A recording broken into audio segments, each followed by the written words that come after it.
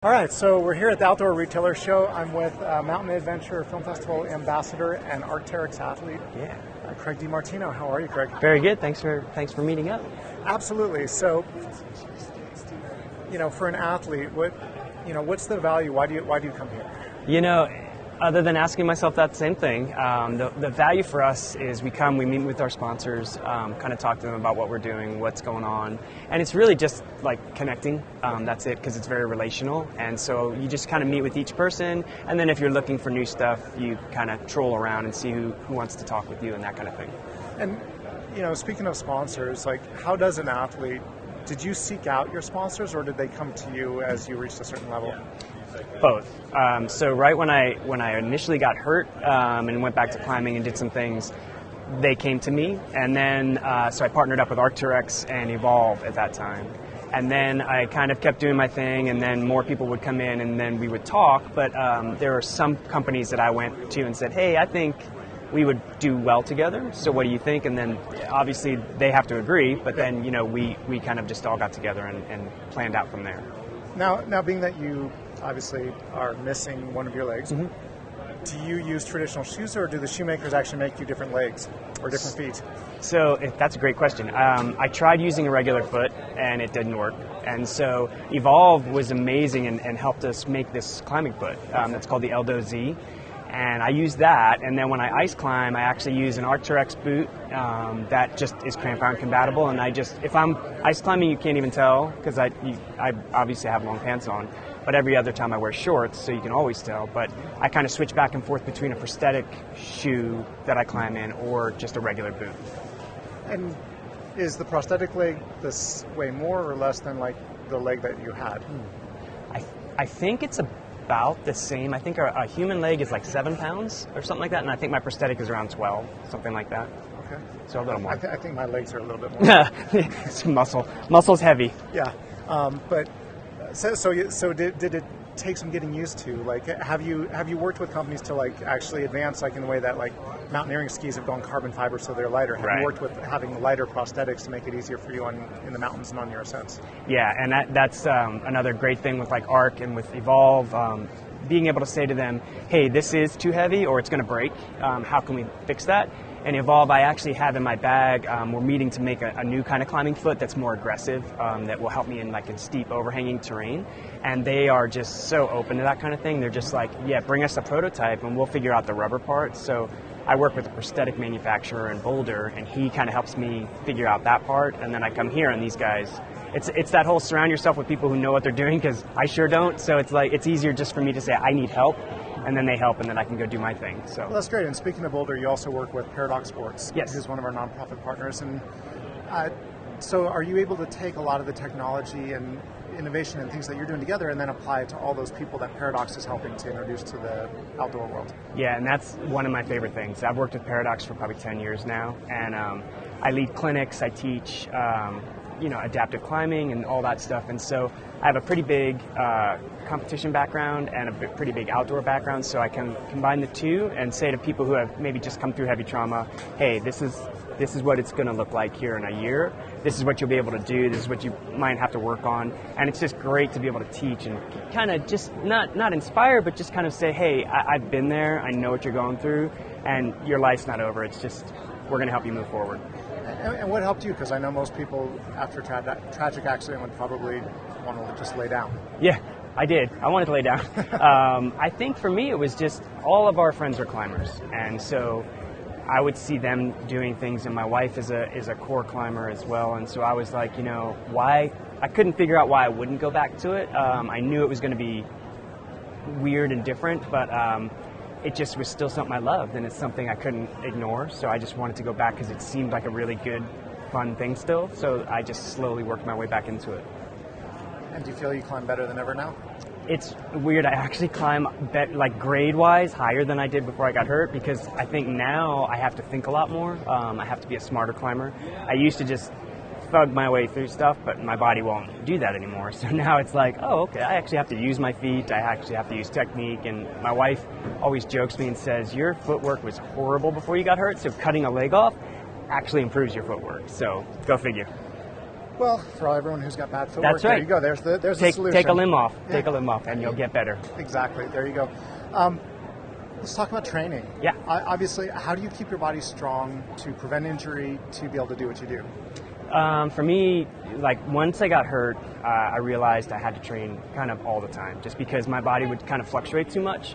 So now what I do is I kind of 5 or 6 days a week I'm either climbing or training, and I kind of combine the two. I'm not good at training just to train. I like to train for something. So I usually have an objective and then train for that objective. So right now, being winter, doing a bunch of ice climbing, so training for that is, carrying heavy loads, going to the climbing gym, working out in the gym.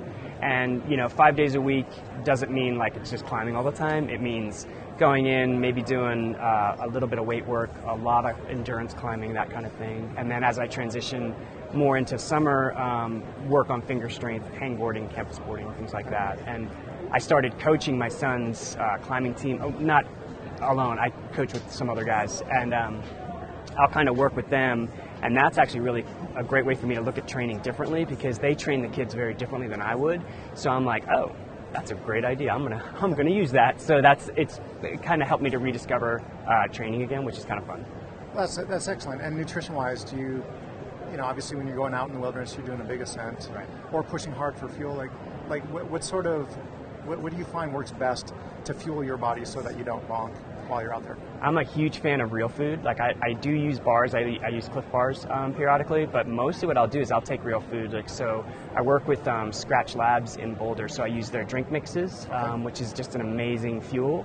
And then they're big on like kind of portable real food. So like small sandwiches, some high protein things, rice, bacon, eggs, things like that, where you can kind of package it into a small little burrito type thing and eat it, and it just fuels you really quickly. Excellent. And what are you working on now? Getting ready. We are trying to plan a trip over to I'm a little nervous to say this because I don't know if it's going to happen, but Cuba, because with the U.S. kind of loosening things up there's a ton of climbing that could be done over there, and so we've been talking with people trying to figure that out, and then going back to Yosemite probably in the late spring, early summer to do some stuff on El Cap.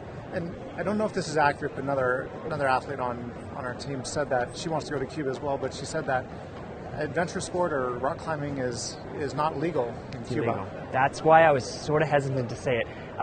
It is illegal because I guess in the research I've done, it's like it doesn't make them money. So anything that doesn't make them money, they forbid.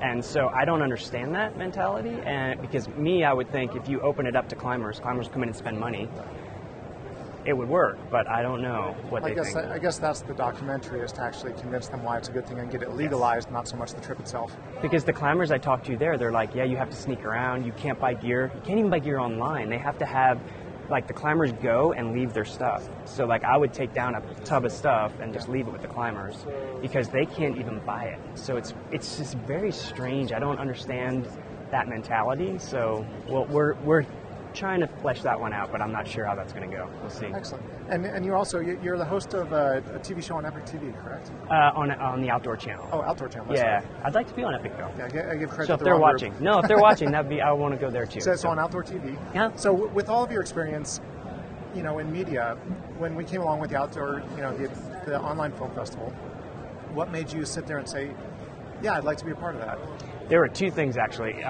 When you approached me, the first thing I did was I looked at your athletes because you want to see who's in there. And you had like a ton of our friends, people who I respect and who I admire and who inspire me. And so I thought, okay, that's cool. And then the second thing is I'm a film geek and I love outdoor films. And so then I started to look at your queue, kind of who you had in the festival. And the films inspired me. So then I was like, you know what, this is a perfect fit. I think the films that you show are inspiring. They're going to get people excited to be outside. And then you have this athlete corral that you're working with who kind of work in this industry, and we all understand how this industry works. And so it's just been really fun. To me, it's like the perfect fit of my two loves. It's the outdoors and I love film. So those two things together gets me here. Excellent. Well, and you hit on something that's been a common theme with the athletes, and also one of the reasons why I did it is, unlike other sports where you have armchair athletes, I really believe and I want these films to inspire everybody to go have an adventure on their own. Yeah. which is one of the reasons why it's only 1 month a year, so that you can watch the films, get inspired, and go out and have a good time. Right, watch that and go, oh, I want to go do that, or something like that. I mean, it might not be climbing El Cap, but it might be whatever, ski traverse, or skiing, and whatever. You know, this takes away all excuses, though, because anybody who complains about something, you could say, look, I'm doing it with one leg, what's your excuse? You know, in the festival this year, we've got Wampler's Ascent, where Steve Wampler with cerebral palsy ascends El Capitan. So what's your excuse? Right, exactly. I mean, and we all can have an excuse. We all have something that's going to hold us back a little bit. But to me, it's like, you know what? We're here for a very short amount of time, and myself, I want to get as much out of it as I can, and experience as much as I can, and these films are a way to see what other people are doing and get inspired and go do it then. Absolutely. Well, thank you so much, and be sure to watch the festival, The Gimp Monkeys. Yeah. Starring Craig is on there. It's a fabulous short film. One of my favorite scenes, of course, is when your leg falls off. You know, problems that most of us don't have. We drop other things. But, exactly. Speaking of that, do you actually climb with a spare leg?